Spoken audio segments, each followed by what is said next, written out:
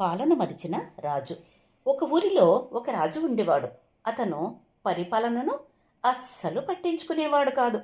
రోజు అడవికి పోయి కనపడిన జంతువులనంతా వేటాడేవాడు. దాంతో రాను రాను అడవిలో జంతువులు బాగా తగ్గిపోయాయి.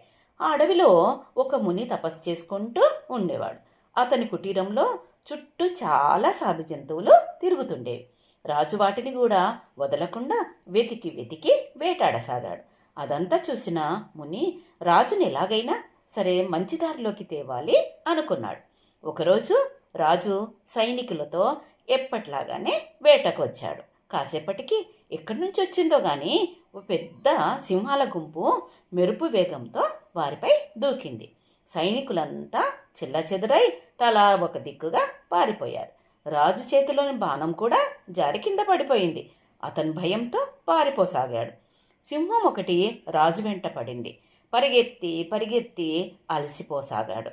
ఈ రోజుతో తనకు భూమి మీద నూకలు చెల్లాయి అనుకున్నాడు. అంతలో అతనికి కొద్ది దూరంలో ముని కుటీరం కనిపించింది.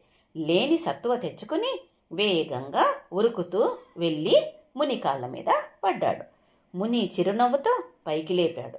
భయపడకు రాజా, నా కుటీరంలోకి నా అనుమతి లేకుండా ఏ జంతువులు రాలేవు, హాయిగా ఉండు అంటూ తాగడానికి చల్లని నీరు ఇచ్చాడు. సింహం కాసేపు బయట నిలబడి ముని కన్నుసైగ చేయగానే వెళ్ళిపోయింది.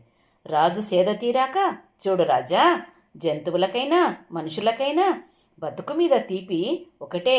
అడవిలోని జంతువులు ఊరి మీద పడినప్పుడు, పంటల మీద దాడి చేసినప్పుడు రాజు వాటిని అదుపు చేయాలి.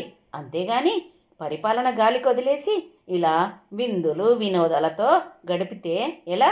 నీకేమైనా జరిగితే నిన్నే నమ్ముకున్న వాళ్ళ గతి ఏమవుతుంది అంటూ నెమ్మదిగా మంచి మాటలు చెవికెక్కేలా చెప్పాడు. ముని మాటలతో రాజుకు కళ్ళు తెరుచుకున్నాయి.